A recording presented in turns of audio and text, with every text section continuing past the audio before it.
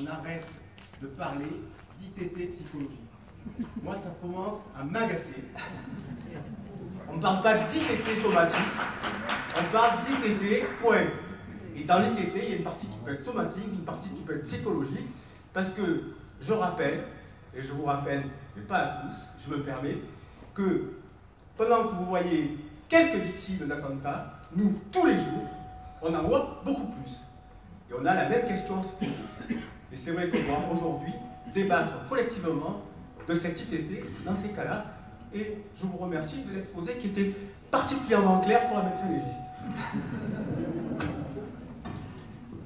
Merci beaucoup, c'était vraiment très intéressant. Moi j'avais une question. Il y a le propranolol, certes, qui est à la mode, mais il y a aussi le MDR.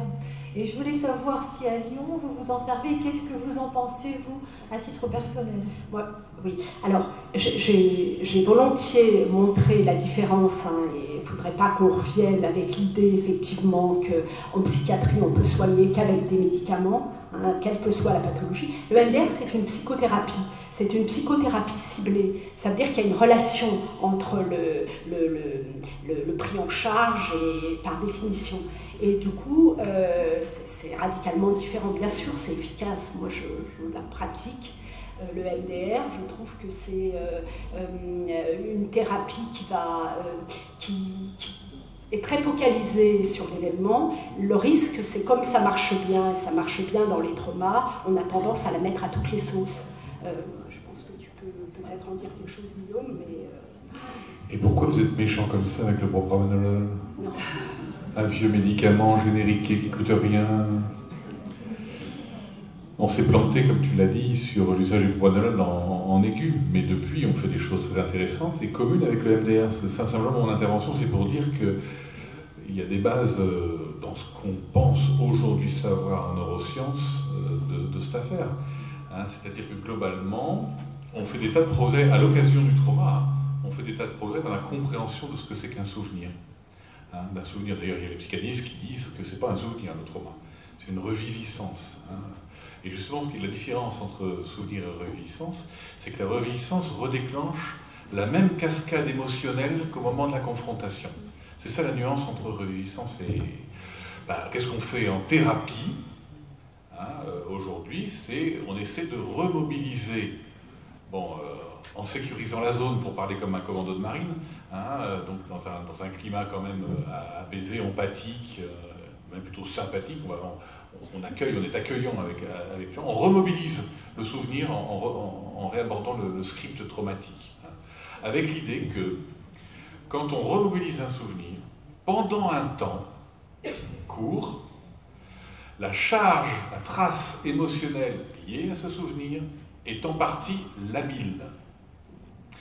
Et avant d'aller se remettre en mémoire à long terme, la reconsolidation, il y a peut-être matière à modifier, petite touche par petite touche, ou plus radicalement dans certaines séances de MDR, cette trace émotionnelle. Mais on fait la même chose en psychothérapie ou avec certains médicaments, au point que les protocoles les plus modernes, notamment ceux qui viennent de Toulouse, sont des psychothérapies chimio-facilitées. C'est-à-dire qu'on fait ça, augmenté, une sorte de réalité augmentée, avec un produit qu'on prend juste pour la séance. Tu propranolol. Non, mais... Et d'autres, il y en a qui mettent de l'ecstasy. Moi, je trouve que tant qu'à faire, je préfère mettre du propranolol que de l'ecstasy. Non, mais c'est pas une blague. Il y a des énormes programmes avec des millions de dollars à la clé où ils mettent du MDMA. Bon, donc vous voyez ça. Et alors, c'est très intéressant.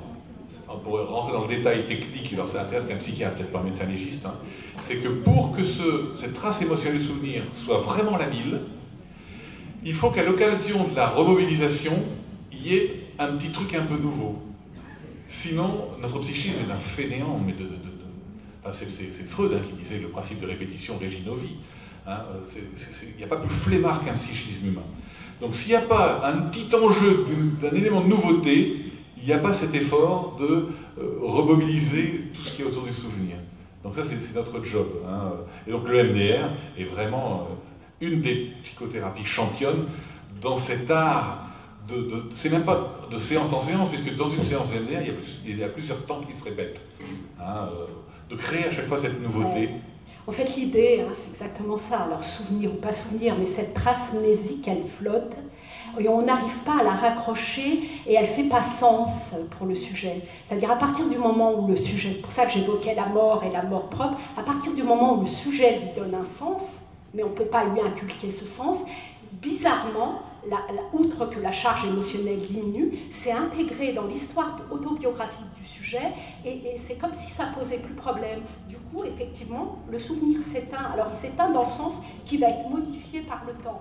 Contrairement à la reviviscence traumatique qui, elle, est en boucle avec la même charge pulsionnelle tout le temps. Donc le MDR est un moyen de faire ça, et un moyen souvent efficace et beaucoup plus rapide que, par exemple, les thérapies psychodynamiques où on est en face à face, et beaucoup trop d'éléments, à mon avis, de la relation interindividuelle va se jouer. Et du coup, parfois, ça bloque ces mécanismes-là en psychothérapie.